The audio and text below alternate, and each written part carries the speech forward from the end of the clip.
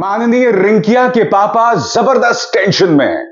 Tension में प्रधानमंत्री नरेंद्र मोदी और देश के गृह मंत्री अमित शाह हैं, क्योंकि मंच पर अरविंद केजरीवाल कन्हैया के लिए वोट मांग रहे हैं।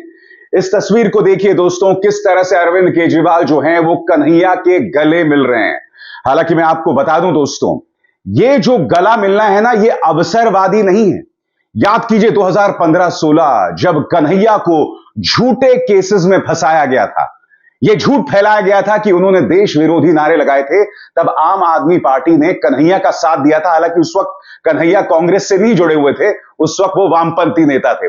और अब देखिए मंच पर अरविंद केजरीवाल और कन्हैया, इससे कांग्रेस को जबरदस्त ताकत मिली है। और माननीय रिंकिया के पापा जो बेबी बियर पी के नाचे छमक छमक छमक छम करते हैं, उनके लिए और बड़ा सिरदर्द बन गया है। दोस्तों यही नहीं, अब इस दूसरी तस्वीर को देखिए। आप देख सकते हैं इस तस्वीर में राघव चड्ढा जो हैं वो चले हुए आ रहे हैं और मंच पर उनकी मुलाकात होती है कांग्रेस के नेता सचिन पायलट के साथ। और वो खुद कह रहे हैं कि बड़े भाई सचिन पायलट के साथ आकर कहीं ना कहीं ताकत बढ़ी है इस गठबंधन की। यानी कि मंच पर आप राघव चड्ढा और सचिन पायलट को भी देख रहे हैं। वो राघव चड्ढा जो काफी अरसे से गायब थे, लंदन में थे, अपनी आंख का इलाज कर रहे थे। कई तरह के कयास लगाए जा रहे थे कि कहीं वो भी वहां तो नहीं जा रहे हैं, मगर ऐसा हुआ नहीं। और आप देख सकते हैं मंच पर वो सचिन पायलट के साथ भी हैं। मगर देखिए अरविंद केजरीवाल ने किस तरह से कन्हैया के लिए वोट की मांग की, उस लम्हे को देखिए दोस्तों। बोलूंगा, ये कन्हैया है, यहां से खड़े हो रहे हैं।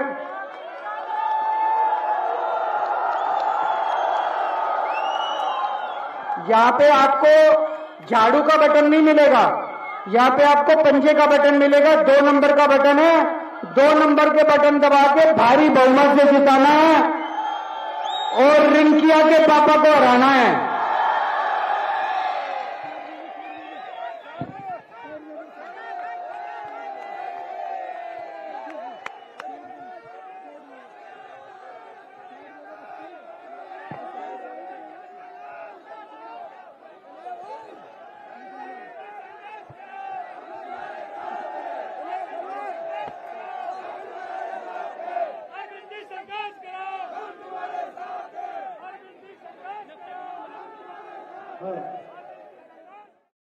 आपने एक बात पर गौर किया होगा दोस्तों कि अरविंद केजरीवाल जहां पर भी जा रहे हैं इस बात पर जोर दे रहे हैं कि भाई किस चुनावी चिन्ह पर जो है बटन दबाना है। वो कह रहे हैं कि यहां पर आम आदमी पार्टी नहीं लड़ रही है, यहां कांग्रेस लड़ रही है और हम उनके साथ गठबंधन कर रहे हैं। इनफैक्ट जब वो महाराष्ट्र गए थे, जहां पर उनका कोई लेना देना नहीं है, ना उनकी पार्टी लड़ रही है ना कुछ, मगर वहां पर भी उन्होंने वोटर्स से कहा था कि भाई आप शिवसेना, जो कि उद्धव ठाकरे वाली शिवसेना है, उनके पक्ष में वोट डालिए, या एनसीपी जो शरद पवार वाली एनसीपी है उनके पक्ष में वोट डालिए। और उस चुनाव चिन्ह पर जोर दे रहे थे। और आपको बतलाने की जरूरत नहीं कि अरविंद केजरीवाल को किस तरह की प्रतिक्रिया जो है वो महाराष्ट्र में मिली थी। और कल जिस तरह से वो कार के ऊपर खड़े हो जाते हैं और कन्हैया के पक्ष में वोट की मांग करते हैं दोस्तों, वो पूरा स्पीच करीब 10 मिनट का है। मैं चाहूंगा आप देखिए और फिर मैं उसकी चर्चा करता हूं। मेरे ऊपर बजरंगबली का बहुत आशीर्वाद है। बजरंगबली का मैं भक्त हूं और बजरंगबली ने चमत्कार किया। मोदी जी ने तो पूरी कोशिश की मेरे को अंदर रखने की, लेकिन बजरंगबली के सामने उनकी नहीं चली। जय बजरंगबली, जय बजरंगबली, जय श्री राम, जय श्री राम। मैं सोच रहा था मेरे को प्रधानमंत्री जी ने जेल क्यों भेजा। मैं तो छोटा सा आदमी हूं, छोटी सी मेरी पार्टी है, हमारी 2 राज्यों में सरकार है, दिल्ली में, पंजाब में। प्रधानमंत्री जी तो इतने बड़े, इतने शक्तिशाली हैं, इतने पावरफुल हैं, पूरे देश के राजा हैं, फिर उन्होंने मेरे को जेल क्यों भेजा। वो दिल्ली के काम रोकना चाहते हैं। गलत तो नहीं कह रहा भाई साहब? मेरा क्या कसूर है? मेरा कसूर है मैंने आप लोगों के बच्चों के लिए सरकारी स्कूल अच्छे कर दिए। मेरा कसूर है मैंने आप लोगों के बच्चों के लिए अच्छी शिक्षा का इंतजाम कर दिया। मोदी जी ये स्कूल बंद करना चाहते हैं। मैंने बोला प्रधानमंत्री जी को, प्रधानमंत्री जी मैं तो एक छोटा सा मुख्यमंत्री हूं, आप तो देश के राजा हो। मैंने दिल्ली में 500 स्कूल बनाए, आप 50,000 स्कूल बनाओ ना देश में, तब तो आपका बड़प्पन है। गलत तो नहीं कह रहा? मैंने 500 स्कूल बनाए, आप 50,000 स्कूल बनाओ, तब तो आपका। आप केजरीवाल को गिरफ्तार करके केजरीवाल के भी स्कूल बंद करना चाहते हो, ये गलत बात है, ये गलत बात है। मेरा कसूर है मैंने आप लोगों के लिए पूरी दिल्ली में जगह जगह मोहल्ला क्लिनिक खोल दिए। खोल दिए नहीं खोल दिए? उसमें दवाइयां फ्री कर दी, इलाज फ्री कर दिया। मोदी जी ये बंद करना चाहते हैं। मैंने प्रधानमंत्री जी को कहा, मैंने 530 मोहल्ला क्लिनिक बनाए दिल्ली में। आप देश के राजा हो, आप हर गांव में बनाओ, 5 लाख मोहल्ला क्लिनिक बनाओ, पूरे देश में बनाओ, तब तो आपका बड़प्पन है। आप केजरीवाल के भी बंद करना चाहते हो, यह तो ठीक नहीं है, गलत बात है। और दोस्तों ये विडंबना देखो जरा, मैंने आप लोगों की सबकी दवाइयां फ्री कर दी मोहल्ला क्लिनिक में, अस्पतालों में। दिल्ली के 2.5 करोड़ लोगों की दवाइयां फ्री कर दी। लेकिन जब मैं जेल गया तिहाड़ में, इन्होंने 15 दिन तक मेरी दवाइयां बंद कर दी, मेरे को दवाई नहीं दी।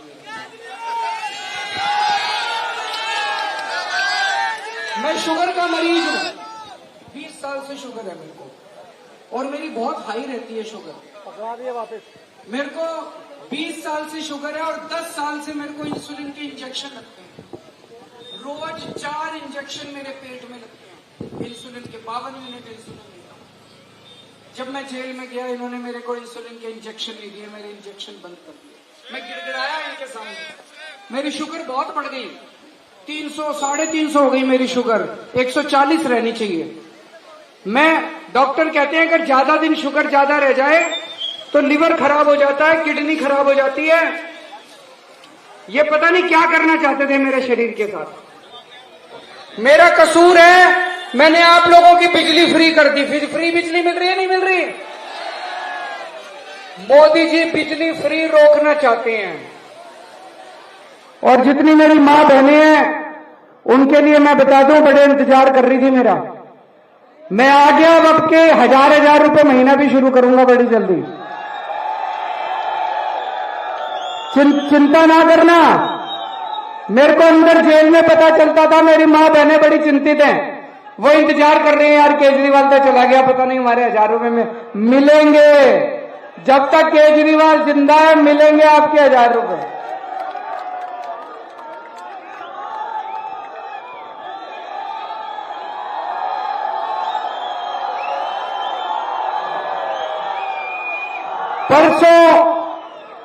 परसों आपने पता नहीं आज तक पे देखा नहीं देखा, आज तक पे मोदी जी का इंटरव्यू आ रहा था।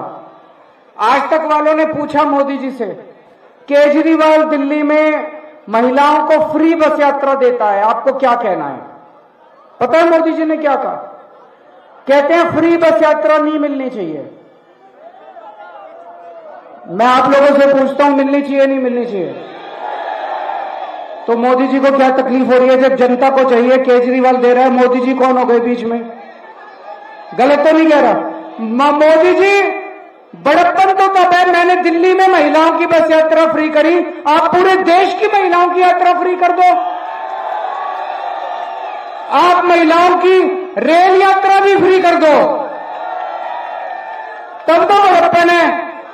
केजरीवाल की भी रोकूंगा मैं, रुकने नहीं दूंगा मैं, जो मर्जी हो जाए चिंता ना,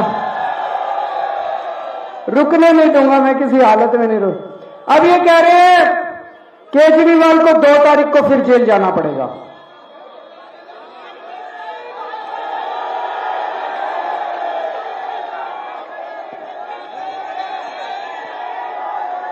आपके ऊपर है, देख लो, आपके ऊपर है। अगर आपने कमल का बटन दबा दिया तो मेरे को जेल जाना पड़ेगा, और यहां से आप लोग हाथ का बटन दबा दोगे, पंजे का दबा दोगे, तो मेरे को जेल नहीं जाना पड़ेगा। आप देख लेना, इन्होंने इतनी गुंडागर्दी मचा रखी है। इन्होंने मनीष सिसोदिया को जेल में डाल दिया, केजरीवाल को जेल में डाल दिया, सत्येंद्र जैन को जेल में डाल दिया, संजय सिंह को जेल में डाल दिया, परसों मेरे पीए को भी जेल में डाल दिया। अब कह रहे हैं आतिशी को भी जेल में डालेंगे, सौरभ भारद्वाज को भी जेल में डालेंगे। अरे हमने प्रधानमंत्री बनाया था, थानेदार बनाया था। सवेरे उठ के इसको भी, और बिल्कुल झूठे केस कह रहे हैं 100 करोड़ का घोटाला हो गया। अरे तुमने इतनी रेड मार ली, 500 से ज्यादा रेड मार ली, चवन्नी नहीं मिली कहीं पे। कहां गए 100 करोड़? हवा में उड़ गए। कहां गए 100 करोड़? झूठे केस बना बना के, झूठे केस बना बना के। अरे प्रधानमंत्री हो यार, जनता इतनी त्रस्त हो रही है, इतनी महंगाई हो गई, कोई पेट्रोल के दाम कम कर दो, डीजल के दाम कम कर दो, दूध के दाम कम कर दो, तब तो बड़प्पन है। सवेरे उठते हैं, इसको जेल में डालूंगा, इसको जेल में डालूंगा, इसको जेल में। ये कोई प्रधानमंत्री की बात है?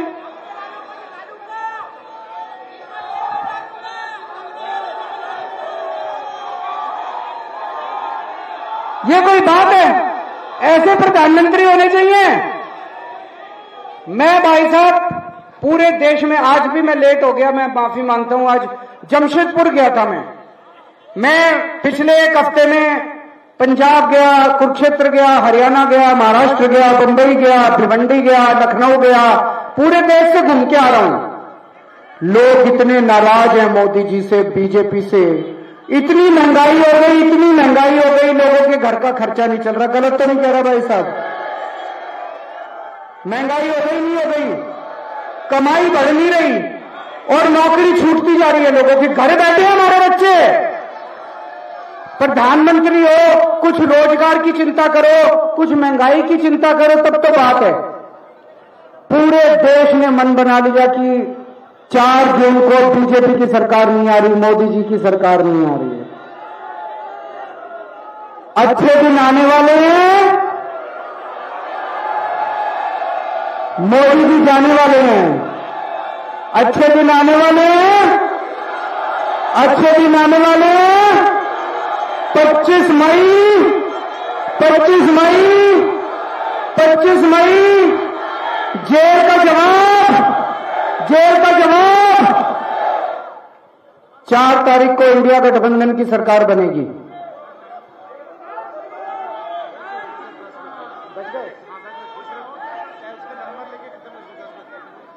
मेरे को यही खत्म करना पड़ेगा, 10 बज गए, बड़ा स्ट्रिक्ट है। आखिरी में बस एक ही लाइन बोलूंगा। ये कन्हैया है, यहां से खड़े हो रहे हैं।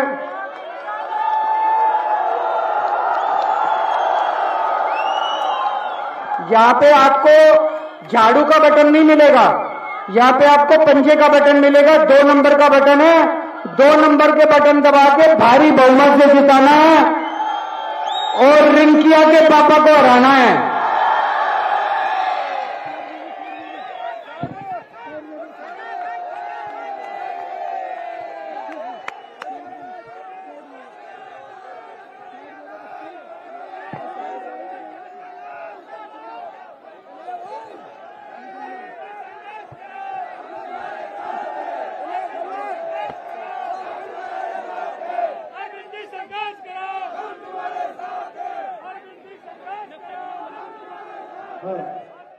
दोस्तों, हर गुजरते दिन के साथ गठबंधन जो है वो ताकतवर होता जा रहा है और प्रधानमंत्री नरेंद्र मोदी और अमित शाह का सिरदर्द जो है बढ़ता जा रहा है। आपने देखा था किस तरह से जब मनोज तिवारी प्रचार कर रहे थे तो वही पुराने घिसे पिटे नारे, टुकड़े टुकड़े गैंग, उन तमाम चीजों की बात कर रहे थे। मैंने आपको बताया था कि एक डिजिटल प्लेटफॉर्म ने मनोज तिवारी का इंटरव्यू किया था और उनसे यह भी कहा था कि वो तमाम वीडियोस तो झूठे साबित हुए। मनोज तिवारी जो हैं धमकाने लगे थे। उस वीडियो प्लेटफॉर्म को याद है कि नहीं? पॉलिटिक्स के पत्रकार को किस तरह से मनोज तिवारी ने धमकाया था, देखते हैं। भारत माता की जय वर्सेज भारत के टुकड़े टुकड़े है। टुकड़े टुकड़े वाली बात जो आप कर रहे हैं वो तो डॉक्टर्ड वीडियो थी, ये तो सामने भी आ चुकी है। तो केस क्यों चल रहा है? प्रूव हो गया ना कि चैनल्स पे जो चीज चली थी वो डॉक्टर्ड थी, वो वीडियो गलत थी। केस चल रहा है। तो आपके पार्टी के सांसद हैं लद्दाख के, उनकी पत्नी ने राष्ट्रीय चैनल पे इस बात को स्वीकार किया ये झूठा प्रोपेगेंडा था। ये केस चल रहा है और सजा होगी, और कृपया आप जैसे लोगों को उनका वकील नहीं बनना चाहिए। नहीं, मैं वकील, मैं सर सवाल ही पूछा, मैं सवाल ही कि कल रायबरेली में रैली हुई, वहाँ एक पत्रकार को सर पीटा गया, उस पर आप कुछ कहेंगे? गलत है, पत्रकार को नहीं पीटना चाहिए। अमित शाह की रैली में ऐसा हुआ है? नहीं, पत्रकार को पीटना नहीं चाहिए, लेकिन आप जैसे लोगों को भी संभल के बात यहां नहीं रुकी। याद कीजिए किस तरह से कन्हैया पर हमला करवाया गया था। जी हां, यह वो तस्वीर है जब कन्हैया को थप्पड़ मारने की कोशिश की गई, और जो जिस दक्ष चौधरी ने कन्हैया कुमार को थप्पड़ मारने की कोशिश की थी, उस दक्ष चौधरी का आपराधिक इतिहास है। उसने मंदिर में घुसकर बवाल करने की कोशिश की थी और बाकायदा इस व्यक्ति पर पुलिस केस दर्ज हुआ था। और बात वहां नहीं रुकती है। मंच पर दक्ष चौधरी जो है वो दिखाई दे रहा था मनोज तिवारी के साथ, यानी कि दक्ष चौधरी का एक अहम स्थान है भाजपा में।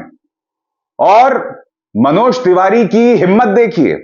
मनोज जी ये कहते हैं कि साहब ये पूरी साजिश है आम आदमी पार्टी के साथ। ये दक्ष चौधरी आपके साथ मंच पर बैठा हुआ था और आप आम आदमी पार्टी की साजिश की बात कर रहे हैं। यानी कि भारतीय जनता पार्टी अगर अपने विरोधियों पर निशाना साध सकती है तो सिर्फ हिंसा के जरिए, झूठ के जरिए। कन्हैया पर जिस तरह से निशाना साधा जा रहा है दोस्तों, इस बात को प्रमाणित करता है कि या तो आप झूठ के सहारे, यानी उन्हें टुकड़े टुकड़े गैंग बताना, यह बोलना कि उन्होंने देश विरोधी नारे लगाए थे, जबकि ऐसा कुछ नहीं हुआ है, ऐसा ना कुछ प्रमाणित हुआ है, ना कुछ ऐसी चीज सामने उभर कर आई है, और फिर हिंसा के सहारे कन्हैया पर हमला करवाना। ये तमाम मुद्दे हैं जिससे आप नजर नहीं फेर सकते। बड़ा सवाल यह कि क्या भारतीय जनता पार्टी सिर्फ झूठ के बुनियाद पर चुनाव जीतेगी? क्या आप कन्हैया को तभी हरा सकते हैं जब आप हिंसा का इस्तेमाल करें? वो आदमी डर नहीं रहा है, देखिए किस तरह से ताल ठोक रहा है वो। देखिए ये वीडियो।